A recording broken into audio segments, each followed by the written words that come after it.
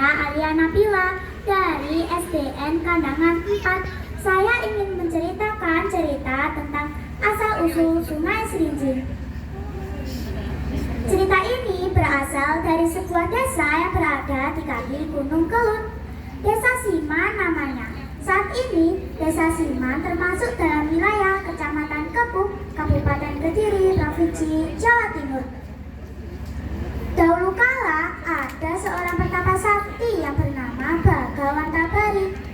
Dia sangat dihormati para penduduk desa. Bagawan Tabari juga mengajarkan ajaran kebaikan kepada para penduduk desa. Mereka melaksanakan ajaran kebaikan itu dengan baik. Hasilnya desa itu menjadi desa yang aman dan tentram.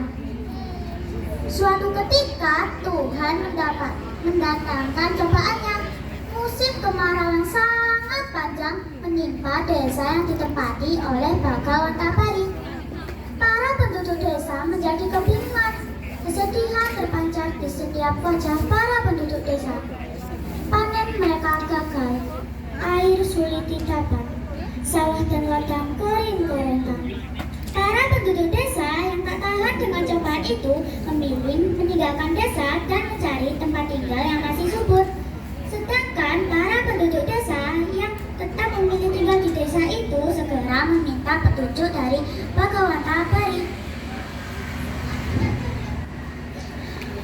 Kemarau ini teramat panjang, Bapak Bagawan Tabari. Banyak penduduk desa yang pergi meninggalkan desa ini karena tak tahan dengan panjangnya kemarau. Tolonglah kami, Bapak Bagawan Tabari. Pinta perwakilan para penduduk desa. Tunggulah saudara-saudaraku. Aku akan bertapa untuk meminta petunjuk dari Tuhan Yang Maha Esa. Bersabarlah kalian, jawab Bagawan Tabari. Bagawan Tabari kemudian pergi bertapa untuk beberapa hari. Dalam bertapanya itu, Bagawan Tabari berhasil mendapatkan petunjuk, yaitu Bagawan Tabari harus mengambil sebatang bara atau daun kelapa kering. Bagawan Tabari kemudian memanjat sebuah pohon kelapa dan mengambil sebatang bara itu. Sesampainya di bawah, Bagawan Tabari mencapukkan sebatang bara itu ke tanah. Lalu terdengarlah suara menggelegar bagaikan suara halilintar. Sepertinya petunjuk yang aku kerjakan telah sesuai dengan petunjuk yang pertama. Sekarang aku harus melaksanakan petunjuk yang kedua, yaitu menyeret sebatang bara ini melintasi desa. Gumam Bagawan Tabari. Kemudian Bagawan Tabari menyeret sebatang bara itu melintasi desa.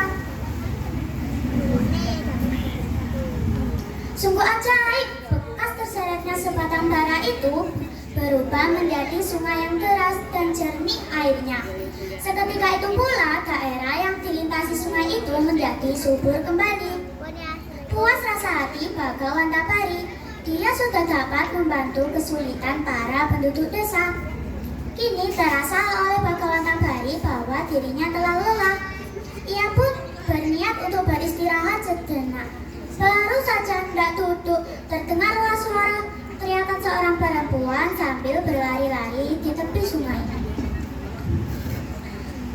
Tolong, tolong, kencingku terbawa arus di sungai, teriak seorang perempuan sambil berlari-lari di tepi sungai. Ternyata perempuan itu sedang mengejar sebuah rincing atau bakul besar dari anyaman bambu yang hanyut terbawa arus di sungai. Bagawan Tabari pun segera bertindak. Ia berjalan di atas air sungai dan mengambil rincing itu. Rincing itu kemudian dikembalikan kepada perempuan itu. Terimalah rincing ini. Tolong sampaikan kepada para penduduk desa bahwa sungai ini kuberi nama Sungai Serincing, kata Bagawan Tabari sambil menyerahkan rincing kepada perempuan itu. Kemudian perempuan itu pun mengucapkan terima kasih kepada Bagawan Tabari. Dia pun pulang. Sepanjang perjalanan ia menyampaikan pesan Bagawan Tabari kepada orang-orang yang dijumpainya. Sejak itulah sungai yang baru tercipta diberi nama Sungai Serincing. Ada juga yang menyebutnya Sungai Harincing. Kesimpulannya, kita ini mengajarkan kepada kita agar seseorang jangan pantang menyerah dalam menghadapi cobaan. Jangan malu untuk meminta petunjuk dari